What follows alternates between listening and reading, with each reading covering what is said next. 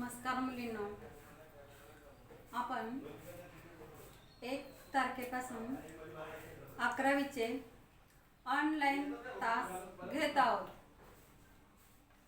यामध्ये आपण सुरुवातीला अर्थशास्त्राविषयीची माहिती पाहिलेली आहे। अर्थशास्त्र म्हणजे काय, अर्थशास्त्राच्या वेगवेगळ्या व्याख्या पाहिलेल्या आहेत। अर्थशास्त्राचं स्वरूप, महत्त्व पाहिलेलं आहे आणि त्यानंतर आपण प्रकरण पाहिलं ते म्हणजे अर्थशास्त्रातील मूलभूत संकल्पना। हे पहिलं प्रकरण चालू केलेलं आहे। मग हे जे प्रकरण आहे यामध्ये आपल्याला वेगवेगळ्या प्रकारच्या संकल्पना पाहिजेत, व्याख्या पाहिजेत। म्हणून या प्रकरणाला नाव काय दिलेलं आहे तर अर्थशास्त्रातील मूलभूत संकल्पना। मग यामध्ये आपण नैसर्गिक शास्त्र म्हणजे काय, त्यानंतर सामाजिक शास्त्र म्हणजे काय हेही पाहिलेलं आहे। त्यानंतर अर्थशास्त्राचा अर्थ पाहिलेला आहे। तुम्ही लेक्चरमध्ये अगोदर ऐकलंच असेल। मी थोडक्यामध्ये पुन्हा एकदा आपण कोणते घटक घेतलेले आहेत, काय घेतलेले आहेत ते सांगत आहे। मग अर्थशास्त्राचा अर्थ पाहिलेला आहे। यामध्ये वेगवेगळे शास्त्रज्ञांची पण ओळख करून घेतलेली आहे। ते म्हणजे कौटिल्याचं अर्थशास्त्र। त्यानंतर अर्थशास्त्राच्या व्याख्यामध्ये ॲडम स्मिथ यांची ही व्याख्या पाहिलेली आहे आणि त्यामध्ये काहीतरी पॉइंट दिलेले आहेत, 4 तेही पाहिलेले आहेत। त्यानंतर मार्शल विषयीची माहिती पाहिलेली आहे। लिओनेल रॉबिन्सन यांचीही गरजाबद्दलची संकल्पना पाहिलेली आहे। त्यानंतर आपण अर्थशास्त्राच्या शाखा हे आपण मागच्या तासाला पाहत होतो। मग पुन्हा एकदा मी रिव्हिजन याच्यावर सांगू लागलेले आहे। अर्थशास्त्राच्या शाखामध्ये आपल्याला मायक्रो इकॉनॉमिक्स आणि मॅक्रो इकॉनॉमिक्स पाहायचं आहे। मायक्रो म्हणजे सूक्ष्म आणि मॅक्रो म्हणजे स्थूल किंवा समग्र असा त्याचा अर्थ होतो। मग आपल्याला यामध्ये सूक्ष्म लक्षी अर्थशास्त्र आणि समग्र लक्षी अर्थशास्त्र म्हणजे सूक्ष्म आणि समग्र या 2 संकल्पना आपल्याला अर्थशास्त्राच्या या शाखामध्ये पाहायचं आहे। मग सुरुवातीला रॅग्नर फ्रिश हे जे शास्त्रज्ञ आहेत त्यांनी 1933 मध्ये अर्थशास्त्राची 2 शाखांमध्ये विभागणी केलेली आहे। ते म्हणजे मायक्रोस आणि मॅक्रोस म्हणजे सूक्ष्म अर्थशास्त्र आणि समग्र अर्थशास्त्र। मग आपण सूक्ष्मचा अर्थ पाहिलेला आहे। सूक्ष्म म्हणजे लहानात लहान घटक, त्याला सूक्ष्म म्हणतात। म्हणजेच यामध्ये लहान लहान घटकांचा अभ्यास केला जातो। उदाहरणार्थ कुटुंब, कामगार, फर्म म्हणजे सूक्ष्ममध्ये वैयक्तिक घटकांचा अभ्यास केला जातो। अनेक घटकातून एक घटक बाजूला काढून त्यावर निष्कर्ष काढले जातात, त्याला सूक्ष्म अर्थशास्त्र असे म्हणतात। मग सूक्ष्म अर्थशास्त्राविषयी केनेथ बोल्डिंग हे जे शास्त्रज्ञ आहेत त्यांनी एक व्याख्या केलेली आहे। ती म्हणजे विशिष्ट उत्पादन संस्था, विशिष्ट कुटुंब, वैयक्तिक किमती, वेतन, उत्पन्न व विशिष्ट वस्तूंचा अभ्यास करणारे शास्त्र म्हणजे सूक्ष्म अर्थशास्त्र अशी आपल्याला केनेथ बोल्डिंग यांनी सूक्ष्म अर्थशास्त्राबद्दलची व्याख्या सांगितलेली आहे. मग या व्याख्येवरून आपल्याला सूक्ष्म अर्थशास्त्रातील मूलभूत संकल्पना हे आपण पाहिलेलं आहे. तरी पण मी थोडक्यामध्ये पुन्हा एकदा या संकल्पना सांगणार आहे. यामध्ये पहिली संकल्पना आहे गरजा. आता गरजा म्हणजे जीवन जगताना प्रत्येक व्यक्तीला गरजांची पूर्तता करावी लागते. म्हणून आपल्याला गरजाची व्याख्या काय सांगता येईल तर अर्थशास्त्रीय दृष्टीने समाधानाच्या अभावाची जाणीव म्हणजेच गरज होय. बघा, समाधानाच्या अभावाची जाणीव म्हणजेच गरज होय. ही आपल्याला गरजाविषयीची व्याख्या पाहता येईल अर्थशास्त्रीय दृष्टिकोनातून. मग या ज्या गरजा आहेत, मानव आपल्या वैयक्तिक गरजा पूर्ण करण्याचा प्रयत्न करीत असतो. पहा, मानवाच्या गरजा अमर्याद आहेत. आपण गरजा पाहतो संकल्पनामध्ये. मानवाच्या गरजा अमर्याद आहेत आणि त्या गरजा भागविणारी साधने मर्यादित आहेत. अमर्याद गरजा आणि मर्यादित साधनं यामध्ये मेळ घालण्याचा मानव किंवा व्यक्ती प्रयत्न करीत असते. मग त्यातूनच आपल्या गरजांची पूर्तता होत असते. मग यासाठी आपल्याला त्यांनी काही गरजांची वैशिष्ट्ये सांगितलेली आहेत. गरजांच्या वैशिष्ट्यामध्ये एकूण तुम्हाला 7 पॉइंट आहेत, म्हणजे 7 वैशिष्ट्ये दिलेली आहेत. मग यामध्ये पहिलं वैशिष्ट्य आहे अमर्याद गरजा. अमर्याद म्हणजे काय तर गरजा या पुन्हा पुन्हा निर्माण होत असतात. गरजा या पुन्हा पुन्हा निर्माण होत असतात आणि गरजा या न संपणाऱ्या असतात. कारण आपण एक गरज भागवली तर आपणाला दुसरी गरज उद्भवत असते किंवा निर्माण होत असते. म्हणून एक गरज पूर्ण करेपर्यंत दुसरी गरज ही निर्माण होते आणि या सातत्याने निर्माण होतात. पहा, आपण एखादी वस्तू आणली तर पुन्हा लगेच दुसरी वस्तू संपलेली असते. किंवा आता आपण थोडंफार जेवण केलं किंवा नाश्ता केला तर नंतर जरा वेळाने काहीतरी खाण्याची इच्छा होते, म्हणजे ती त्या व्यक्तीची गरज आहे असं म्हणता येईल. म्हणून गरजा या पुन्हा पुन्हा निर्माण होतात. अमर्याद गरजा आहेत आणि त्या गरजा भागविणारी साधने ही मर्यादित आहेत. म्हणजे साधने म्हणजे कोणती तर वेळ, शक्ती, श्रम, पैसा.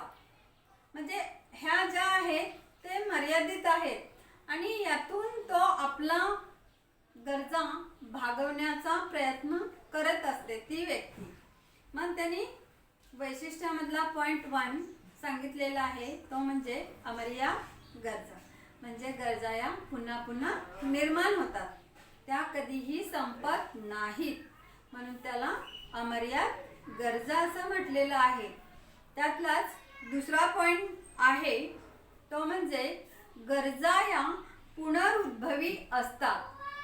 पुनरुद्भवी म्हणजे गरजा या पुन्हा पुन्हा निर्माण होतात आणि त्या गरजा प्रसंगानुसार निर्माण होतात. पहा, गरजा या पुन्हा पुन्हा निर्माण होतात आणि प्रसंगानुसार निर्माण होतात. ज्यावेळेस जो प्रसंग आहे किंवा जी परिस्थिती आहे त्यानुसार गरजा या निर्माण होतात. उदाहरणार्थ, घरातली लाईट गेलेली आहे त्यावेळेस आपणाला लगेच उजेडाची जाणीव होते, म्हणजे ती गरज आहे आणि ते आपण भागवत असतो. म्हणून याला पुनरुद्भवी असं म्हणतात. त्यानंतर तिसरा पॉईंट सांगता येईल, गरजा या वयोमानानुसार बदलतात. पहा, वेगवेगळ्या गरजा आणि त्यांचे जे समाधान आहे, वेगवेगळ्या गरजा आणि त्यांचे समाधान हे वयोमानानुसार हे बदलत असतं. पहा, प्रत्येकाच्या गरजा वेगवेगळ्या असतात. एकदम लहान मूल घ्या, त्याच्या गरज वेगळ्या आहे, किंवा वृद्ध घ्या, मोठे घ्या, म्हणजे प्रत्येकाच्या गरजा कशा असतात तर वेगवेगळ्या असतात आणि त्याच्याशिवाय त्या व्यक्तीचं समाधान हे होत नसतं. त्यासाठी प्रत्येक व्यक्ती आपल्या गरजा भागवण्याचा प्रयत्न करीत असते. त्यानंतर गरजा या पुढचा पॉईंट आहे, गरजा या लिंग भेदानुसार बदलतात. मग आपल्याला असं म्हणता येईल की गरजा या स्त्री आणि पुरुषांच्या या आवश्यकतेनुसार बदलत असतात.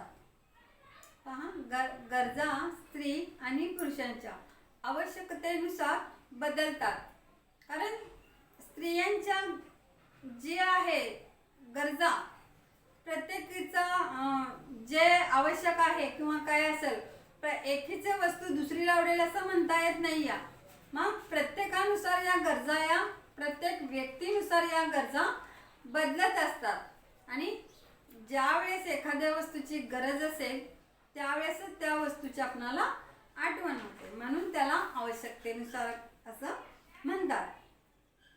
त्यानंतर गरजा या पसंतीनुसार बदलतात. पहा, वरचा पॉईंट लिंगभेदानुसार म्हटलेला आहे. लिंगभेदानुसार म्हणजे पुरुषांच्या आणि स्त्रियांच्या गरजा या वेगवेगळ्या असतात आणि गरजा या पसंती क्रमानुसार, म्हणजे प्रत्येकाची पसंत, आवड, निवड, रुची हे वेगवेगळं असतं. एका व्यक्तीला किंवा एका मुलीला जी वस्तू आवडलेली आहे ते दुसऱ्याला आवडेल असं म्हणता येत नाही या. मला जी वस्तू आवडते ती दुसऱ्या व्यक्तीला आवडणार नाही या. म्हणून गरजा या पसंती क्रमानुसार बदलतात असं म्हणावं लागेल.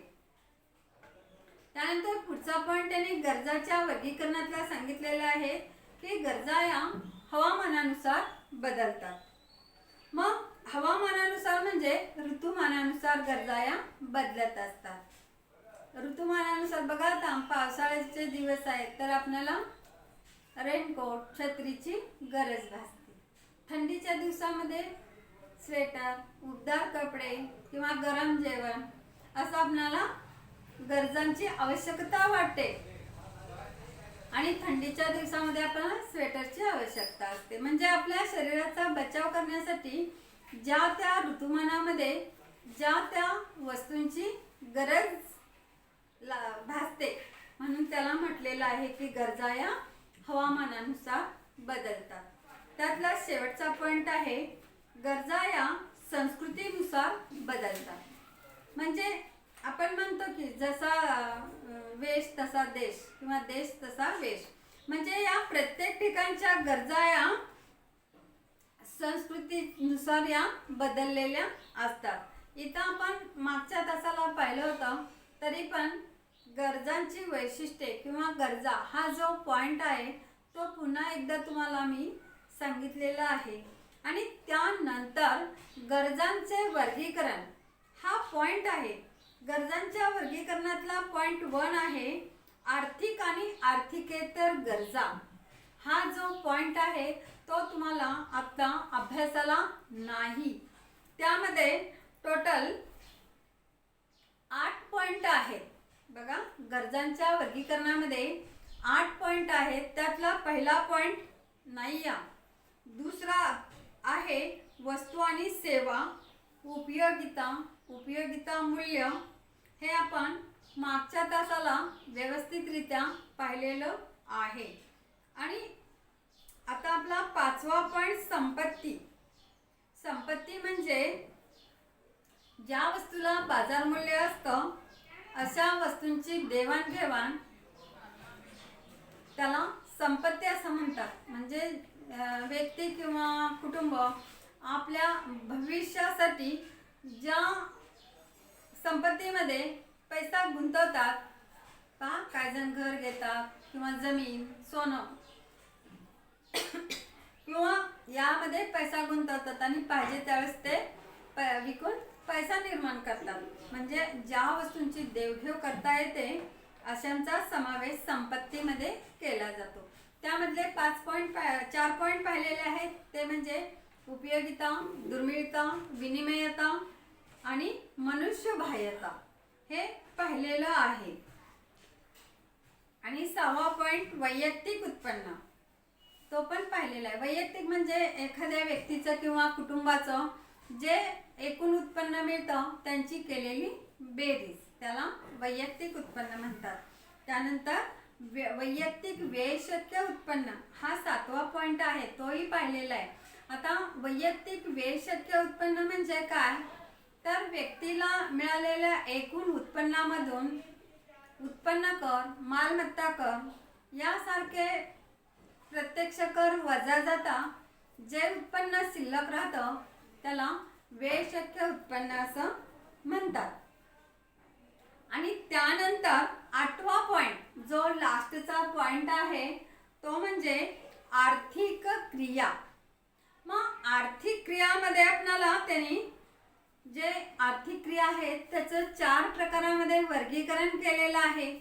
ते म्हणजे उत्पादन, वितरण, विनिमय आणि उपभोग यांचा या आर्थिक क्रियामध्ये समावेश होतो. पुन्हा एकदा पहा, आर्थिक क्रिया यामध्ये 4 घटकांचा समावेश होतो. ते म्हणजे उत्पादन, उपभोग, विनिमय आणि वितरण हे 4 घटक पाहिले जातात. त्यातला आज आपण पहिला घटक आजच्या तासाला पाहिलेला आहे. मागचं मी रिव्हिजन म्हणून तुम्हाला घेतलेलं आहे. आजच्या तासाला आपण उत्पादन हा घटक घेतलेला आहे. 8वा पॉईंट म्हणजे हे जो आहे तो उत्पादन हा पॉईंट पाहिलेला आहे. मग आता आपल्याला उत्पादन म्हणजे काय हे अगोदर समजावून घ्यावं लागेल. तर कोणत्याही वस्तूचं उत्पादन करायचं झालं तर त्याला भूमी, श्रम, भांडवल आणि संयोजक या घटकांची आवश्यकता असते. पहा, आपल्याला उत्पादन जर करायचं असेल तर त्यासाठी उत्पादनाच्या 4 घटकांची आवश्यकता असते. ते म्हणजे भूमी, श्रम, भांडवल आणि संयोजक. हे 4 घटक जर उत्पादन प्रक्रियेमध्ये असतील तर उत्पादन घेणं शक्य होतं.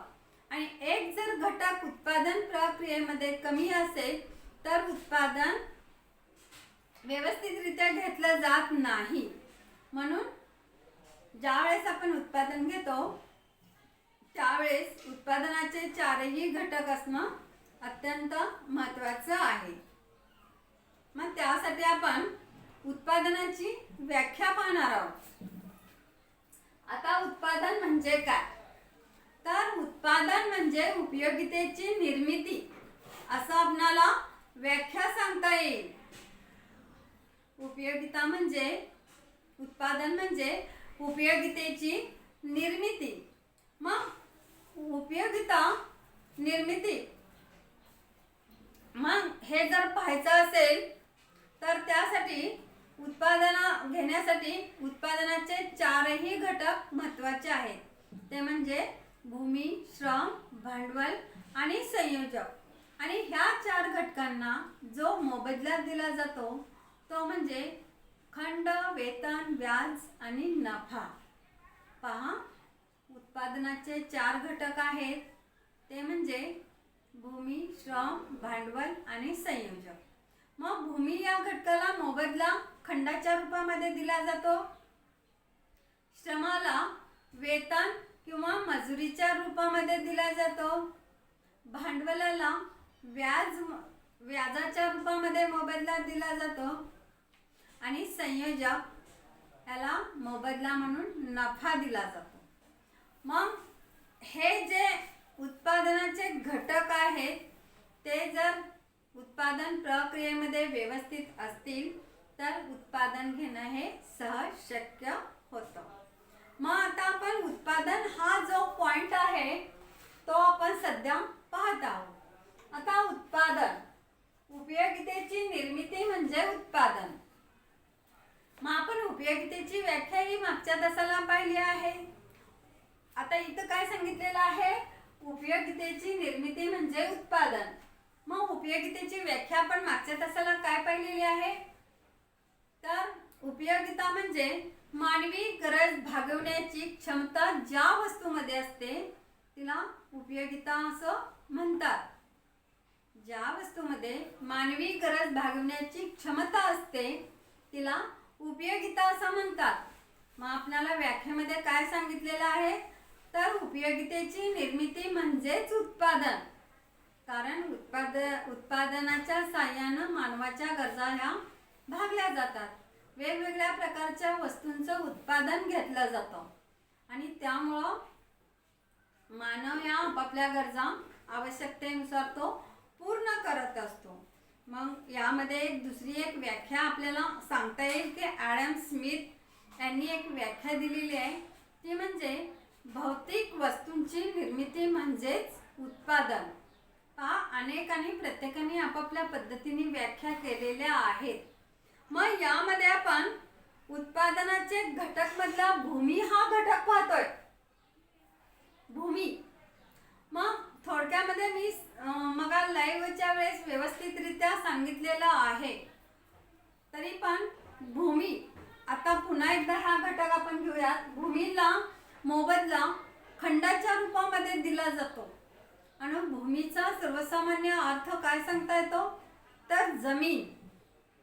मग आपल्याला काय म्हणता येईल की सर्वसामान्य व्याख्या, भूमी म्हणजे निसर्गाने मानवाच्या मदतीला दिलेली विनामूल्य देणगी म्हणजे भूमी. पहा, भूमीची व्याख्या काय सांगितलेली आहे, तर निसर्गाने मानवाच्या मदतीला विनामूल्य दिलेली देणगी म्हणजे भूमी.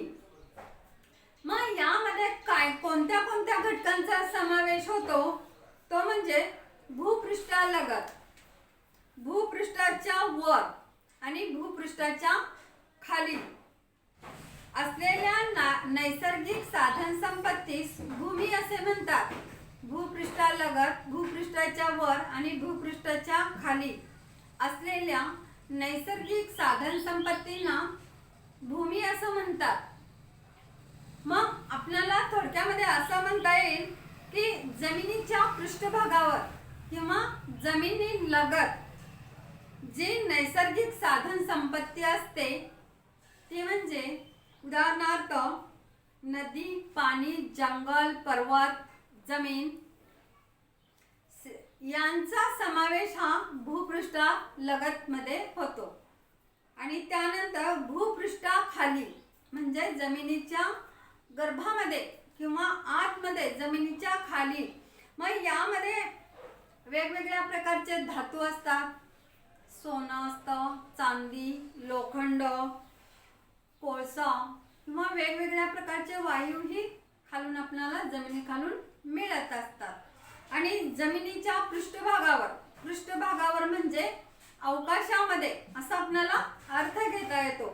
मग यामध्ये हवा, सूर्यप्रकाश, ऑक्सिजन, नायट्रोजन हे सगळे घटक या हवेच्या वातावरणामध्ये आहेत, म्हणजे भूपृष्ठाच्या वरच्या बाजूला. म्हणून आपल्याला व्याख्येमध्ये काय सांगितलेलं आहे, थोडक्यात व्याख्या पुन्हा एकदा सांगते की निसर्गाने मानवाच्या मदतीला दिलेली विनामूल्य देणगी म्हणजे भूमी.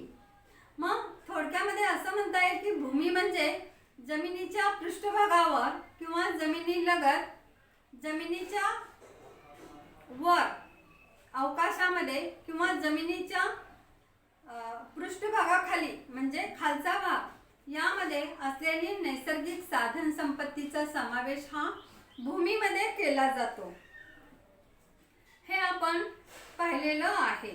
मग यामध्ये आता आपण भूमी हा एकच घटक पाहिलेला आहे आणि आपल्याला भूमीची वैशिष्ट्ये तुम्हाला नाहीत, पण मी थोडक्यामध्ये वैशिष्ट्ये सांगणार आहे.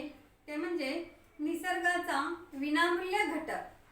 तर भूमी कसं आहे, तर मानवाला मिळालेली देणगी आहे, म्हणून निसर्गाचा विनामूल्य घटक म्हटलेला आहे भूमीला. आणि निसर्गाचा उदासीन घटक बघा, उत्पादन प्रक्रियेमध्ये भूमी किंवा जमीन स्वतःहून उत्पादन घेत नाही, त्यासाठी दुसऱ्या घटकांना राबावं लागतं, म्हणून हा उदासीन घटक म्हटलेला आहे. त्यानंतर भूमीचं तिसरं वैशिष्ट्य म्हणजे भूमीला भौगोलिक गती क्षमता नाही, म्हणजे जमिनीचं हस्तांतरण करता येत नाही, एका ठिकाणाहून दुसऱ्या ठिकाणी जमीन नेता येत नाही.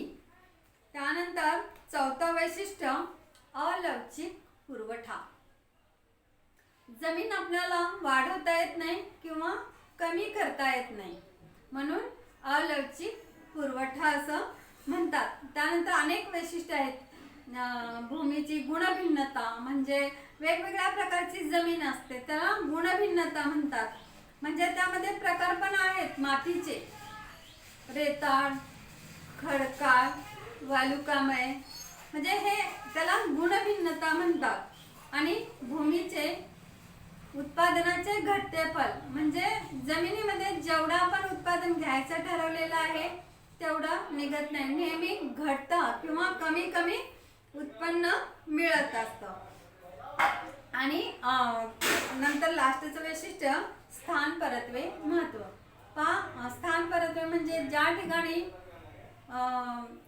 शहरीकरण झालेलं आहे किंवा जास्त तिथं कंपन्या वगैरे असतील, अशा ठिकाणी त्या जमिनीला जास्त महत्त्व प्राप्त होतं.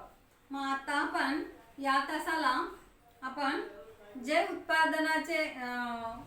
उत्पादन या घटकामधला एकच पॉइंट पाहिलेला आहे, तो म्हणजे भूमी. टोटल आपण उत्पादनाच्या चारही घटकांचा अभ्यास करणार आहे, ते म्हणजे भूमी, श्रम, भांडवल आणि संयोजन. मग त्यांना दिला जाणारा मोबदला जो आहे तो भूमीला खंड, श्रमाला वेतन, भांडवलाला व्याज आणि संयोजकाला नफा. इथपर्यंत आज आपण पाहिलेलं आहे. पुढच्या तासाला आपण जे श्रम हे घटक पाहणार आहोत, जो हा घटक आहे तो पुढच्या तासाला आपण पाहणार आहोत. आणि त्यानंतर कुणाला काही समस्या असेल तर मला फोन करून विचारू शकता.